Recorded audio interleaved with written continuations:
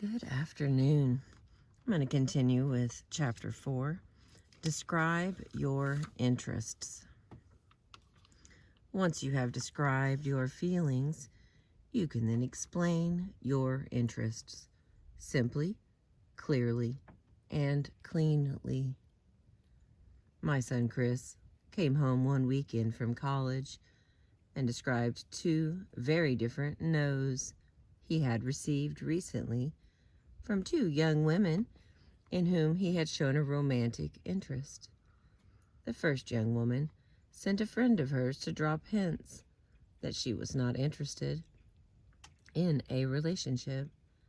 That may have been fine in a culture that communicates indirectly, but in his more direct culture, Chris experienced the no as very strange, as if the subject was so problematic it could not be openly discussed. He ended up feeling distance from his woman friend.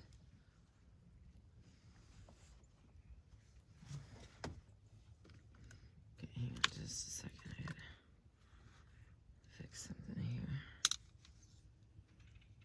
Okay, there we go. The second young woman took an opposite approach. She came to see him and told him she wanted to talk. During the ensuing conversation, she explained her interests. She did not know many people and was feeling a need to expand her social universe. So she did not feel ready for a romantic relationship and preferred to remain good friends.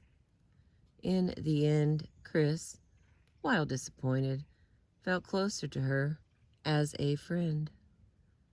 The difference between the two no's was the I statement that the second woman used to explain her underlying interests. She both protected those interests and at the same time strengthened, rather than weakened, the relationship by offering a sincere and honest explanation. Expressing your yes can be transformative, particularly for those who are inclined to accommodate and avoid. I have a friend, Frances, who was diagnosed with breast cancer. She did not feel well treated by her surgeon, who made her wait 2 anxiety-ridden weeks for the results of a worrisome biopsy. At first, she was inclined to accept this poor treatment, fearful of losing the doctor's care. But then she decided to speak up and take responsibility for herself. For Frances, this meant telling her surgeon her concerns. She told him the straight facts, described her experience, and ended up announcing to him, "I deserve high-quality care, and I have lost confidence in yours." Frances did not attack, but simply stood up for herself and affirmed her interests. The aftermath? Saying yes to her own needs gave Frances a feeling of relief, energy, and above all, self-respect. And it freed her to pursue her plan B, seeking another surgeon. She moved on to what she called a dream team of physicians who are off the charts in their caring and competency. And as for the first surgeon, his nurse told Frances later that she was very glad Frances had spoken up because her candor would make things better for the next patient. At times, you may feel hesitant or concerned about how the other will respond to your no, even prefaced by an explanatory yes. Explanatory, yeah, there we go. In times of doubt, remind yourself that you are not responsible for the other's reaction. You are responsible for expressing your feelings and interests clearly. You are responsible for delivering a respectful I statement, and then it is up to the other to choose how to respond. Use we statements. If you feel uncomfortable articulating your interest as yours alone, concerned that your no may appear one-sided or selfish or contrary to team spirit, you may want to expand the frame from me to we. Appeal to a shared interest or evoke a common principle or an accepted standard. In other words, use a we statement. Appeal to shared interests. Your interests are rarely yours alone. They also include the common interests of the larger community, whether that is your family, organization, or community. For example, you may not feel good about saying to a customer, I can't customize the product for you because it would cut into profits. But you could frame your interest as being common to the larger customer base. In order to maintain the low prices that all our customers have come to expect, I cannot offer customized versions. Would you be interested in exploring whether there is a solution to your particular problem using off-the-shelf components? Consider how one manager, a participant in one of my seminars, carefully explained to her superiors why she wouldn't accept the new job they offered her by invoking not only her own interests, but the interests of others in the company. I work for a major corporation where it is very career limiting to say no to a new job offer. I had just taken on a new role, had bought a new house, moved. Then on a Thursday, I got a call. They wanted me to fly halfway across the U.S. on Friday for an interview, and then to start in a new role on Monday. It was a lateral move in manufacturing, where I had already worked for 12 years. I said, I need to think about it overnight. They said that was impossible.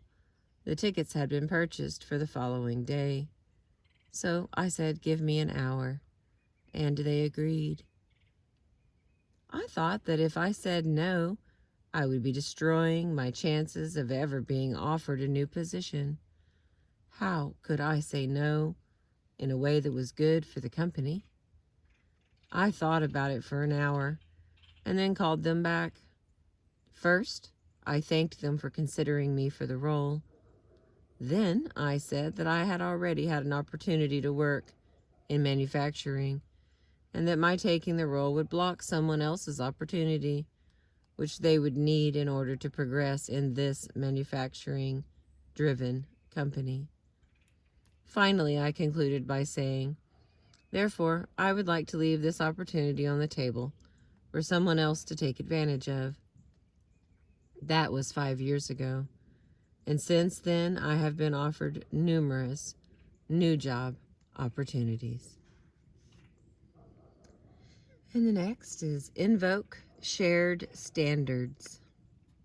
Another way to make your yes persuasive to the other is to base it on shared standards or values, such as equality, fairness, or quality. Consider a business example studied Consider a business example studied by management researcher Jim Collins and his team. When George Kane became CEO of Abbott Labs, the company sat sleepily in the bottom quartile of the pharmaceutical industry. One of the main reasons for the mediocre performance, Kane realized, was nepotism, the practice of giving choice positions to members of the family, regardless of their ability. Kane didn't have an inspiring personality, but he had something much more powerful, Inspired standards, writes Collins. Kane's no to nepotism began with a we statement, a strong yes to excellence. Kane, a family member and son of a previous Abbott president, made clear to everyone, including his relatives, that they could continue in their jobs only if they had the capacity to become the best executive in the industry within their span of responsibility. Holiday gatherings were probably tense for a few years in the Kane clan. Sorry I had to fire you. Want another slice of turkey? Notes Collins.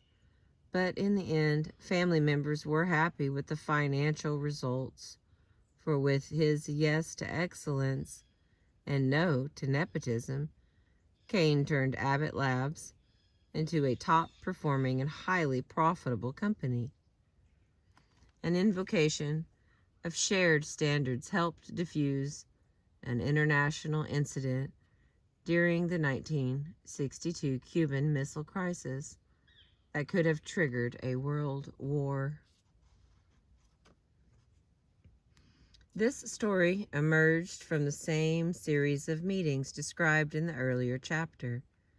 Among the many close calls, perhaps the least known was what occurred aboard a Soviet submarine, armed with nuclear torpedoes and submerged in the North Atlantic.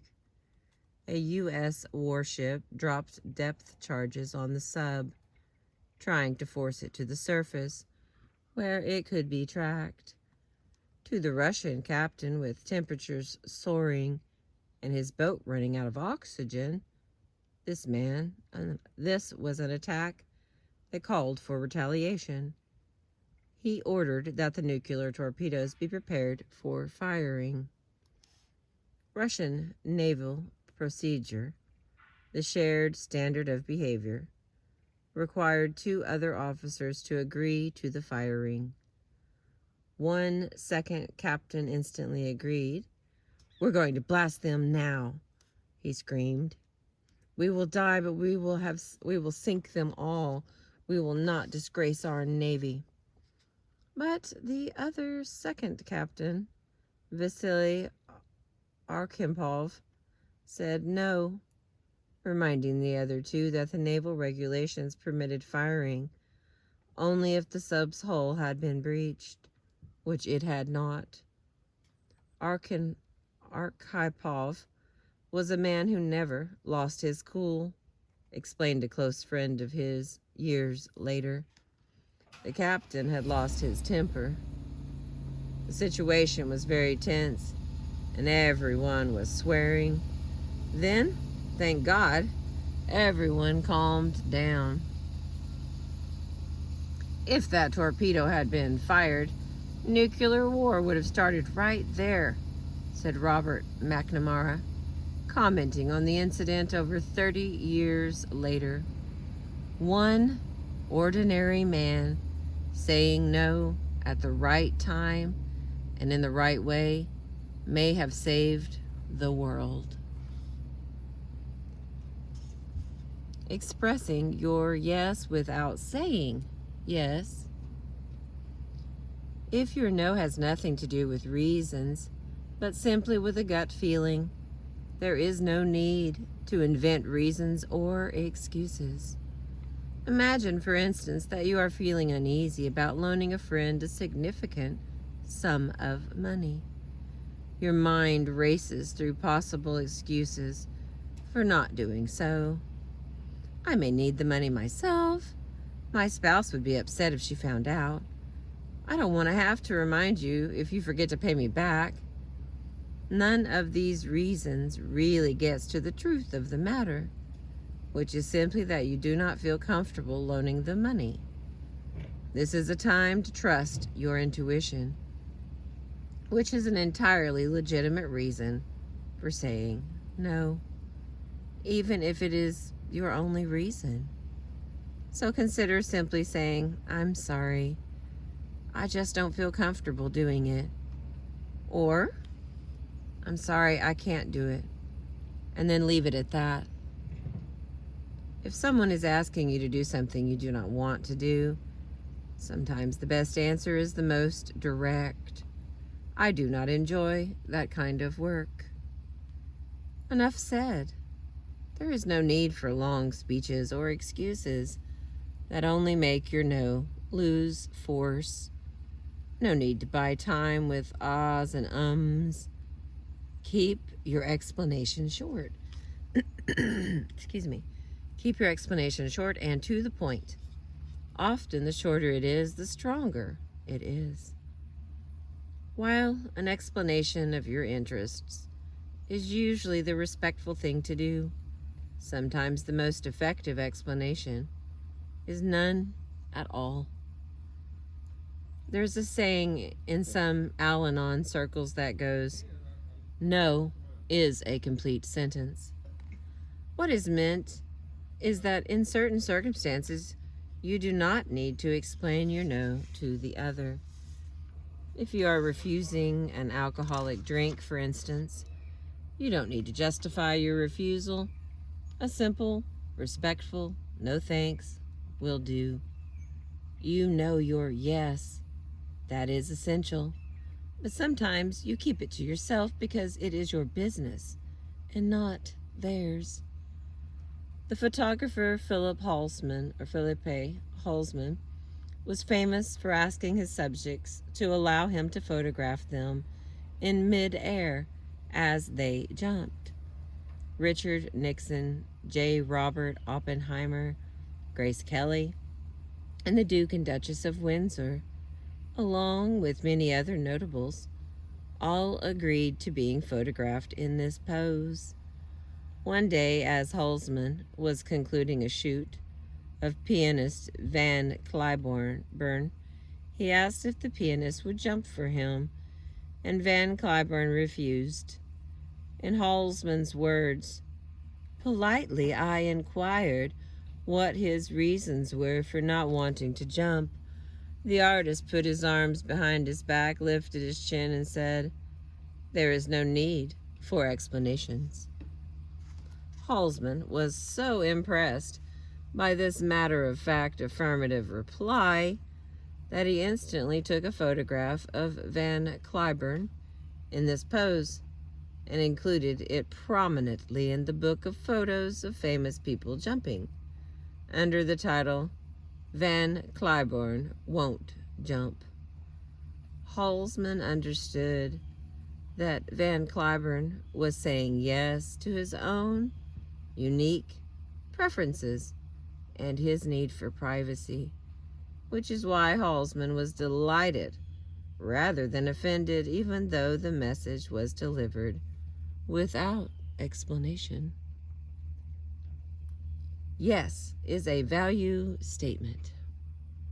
When you express your yes, and it truly comes from a deep and principled place inside you, it can change the way the other receives your no.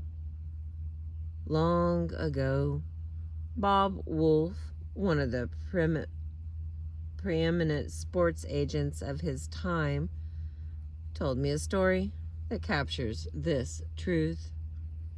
When Larry Bird, the basketball superstar, was just about to begin his meteoric professional career, Bob Wolf got a call from a committee of prominent townspeople from Bird's hometown of Terre Haute, Indiana, to ask if Bob would be interested in being considered for the job of representing Larry Bird. Bob Wolf said yes, of course, and flew to the town for an 8-hour, exhaustive interview with the committee, which included the local university athletic director, the local bank president, and the owner of the local department store, and other town elders. They wanted to know everything. After months of considering hundreds of applicants, the committee whittled down the list to 25, then 15, and finally to 3. Bob had his final interview in Terre Haute and it went so well that he excitedly called his wife back in Boston to tell her that he was almost certain he would get the job. As soon as he hung up the phone, a call came in from the committee who asked if they could come over. 10 of them squeezed into this hotel.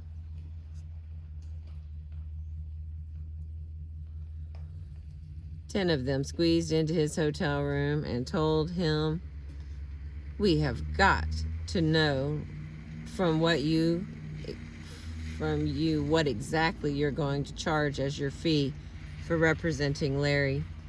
Give us a dollar figure. We have got to know exactly what it is. Mr. Katz, the other candidate, has given us a figure, and we need one from you."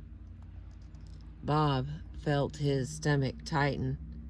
He had always worked on a percentage basis, not a flat rate.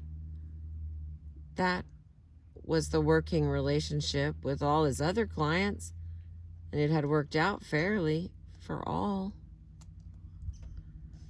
"Look," Bob replied, "I understand why you are asking me, and I respect Larry's desire to know how much it will cost him. But I want to work with Larry the same way I have worked with everyone else. At the end of the negotiations, when Larry has a contract, then we will agree upon a fee.